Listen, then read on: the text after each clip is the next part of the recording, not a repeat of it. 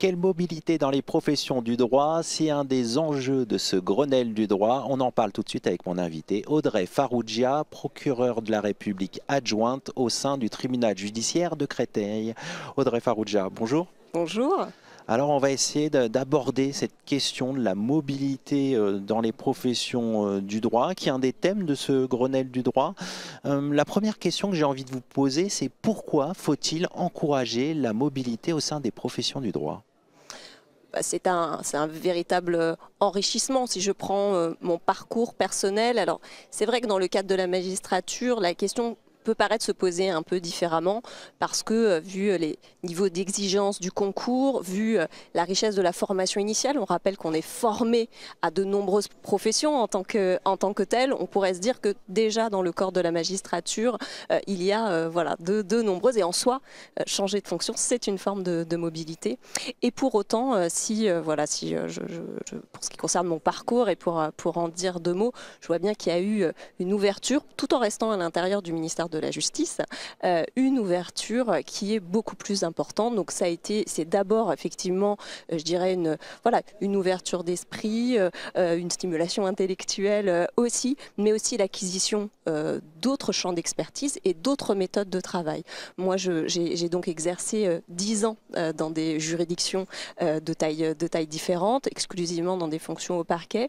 Et puis j'ai eu envie, et c'était aussi, je dirais que c'est quelque chose aussi qui est à mûrir, être dans une forme de maîtrise de son activité. Et c'est après ça que j'ai eu envie de me challenger aussi et d'aller voir d'autres domaines. Et j'ai notamment donc exercé des fonctions aux aspects numérique, donc j'ai vraiment enrichi mon expérience et aussi acquis une expertise sur le pilotage des projets numériques, l'impact dans les transformations des métiers, etc.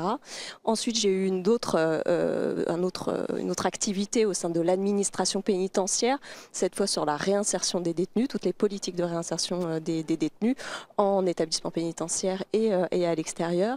J'ai été conseillère du ministre sur le champ pénitentiaire pendant un certain temps, ce qui là aussi ouvre un autre champ. Comment est-ce que, puisque à ses côtés, j'ai assisté à l'adoption d'un texte, donc on est toujours à chercher l'esprit du législateur, de voir comment s'adopte un texte, et bien après, même si on en a l'impératif de l'application, on se pose les questions autrement.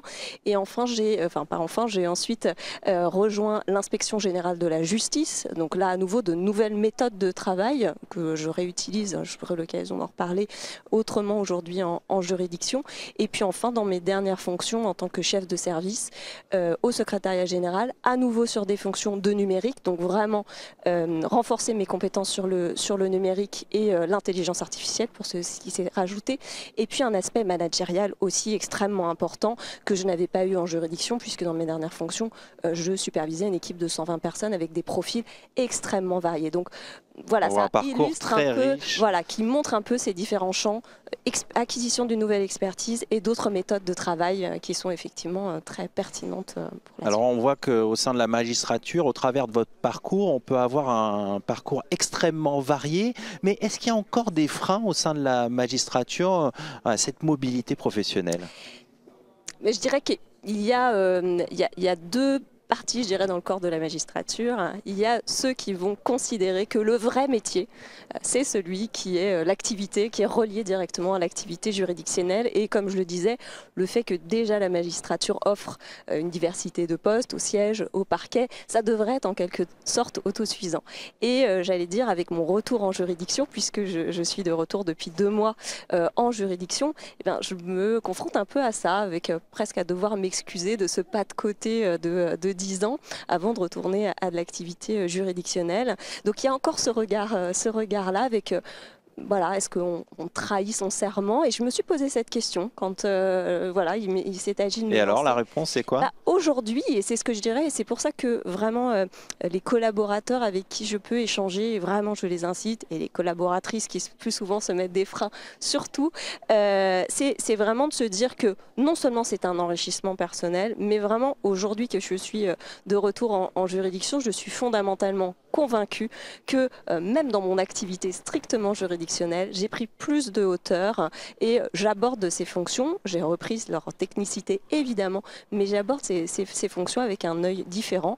Et puis, et ça, mon procureur a su s'appuyer sur moi pour porter des sujets beaucoup plus transverse. Comme quoi? À la juridiction, eh bien, ne serait-ce qu'en réutilisant les compétences à l'inspection, être dans une forme d'audit d'un service pour faire des propositions d'amélioration dans son organisation, ou évidemment s'appuyant sur mon expertise sur le numérique, proposer également un accompagnement des services et certaines formes d'expérimentation ou de transformation. Donc des sujets sur un temps un peu plus long que l'activité juridictionnelle elle-même. Alors on voit que la mobilité peut se faire dans la magistrature. On voit qu'il y a des choses extrêmement diverses qui peuvent être proposées. Mais est-ce que les jeunes sont sensibles à ces carrières de magistrat aujourd'hui? Est-ce que la profession de magistrat reste attractive?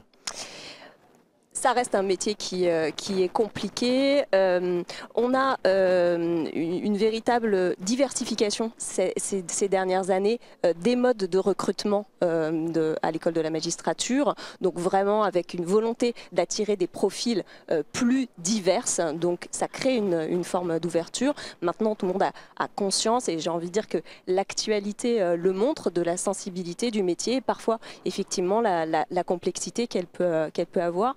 Et sans se concentrer uniquement sur le métier de la magistrature, je voulais aussi évoquer ce qui se développe ces dernières années, c'est l'équipe autour du magistrat, on dit l'équipe juridictionnelle, qui là permet d'être vraiment impliqué dans véritablement de l'activité juridictionnelle, mais avec des profils beaucoup plus variés. On a des attachés, par exemple, des juristes qu'on va retrouver parfois avec plus ou moins d'expertise. Et je dirais que dans ces recrutements-là, il y a évidemment un certain bagage juridique, mais surtout une capacité d'adaptation, évidemment d'un bon niveau rédactionnel et d'expression orale, mais capacité d'adaptation et véritablement qui permet de mettre un pied, de voir si l'étape suivante pourrait être ou pas, d'ailleurs celui de la magistrature, mais vraiment d'être en proximité avec cette activité.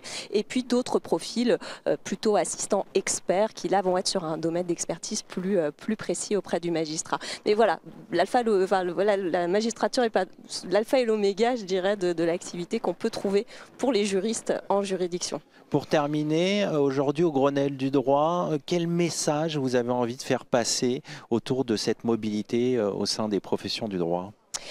Je pense qu'il est important d'avoir, et en tout cas ça a été vraiment un besoin que j'ai eu de mon côté, c'est d'avoir un premier socle d'expérience professionnelle qui soit suffisamment solide. Et j'ai parlé de ma première partie d'expérience professionnelle, j'avais besoin d'être en maîtrise et je pense que c'est important, mais pour autant garder cette ouverture d'esprit et avoir aussi la capacité de lire ses compétences. Moi, très concrètement, j'ai dû faire mon premier CV extrêmement tard, finalement, et pouvoir se dire quelles sont les compétences, en quoi elles sont réutilisables. Donc, garder cette ouverture d'esprit et se dire qu'effectivement, outre, je parlais de la stimulation intellectuelle, il y a effectivement un apport à aller rechercher dans cette mobilité professionnelle. On va finir sur ces conseils. Merci Audrey Farrugia. Merci. Je rappelle que vous êtes procureure de la République adjointe. Merci à vous.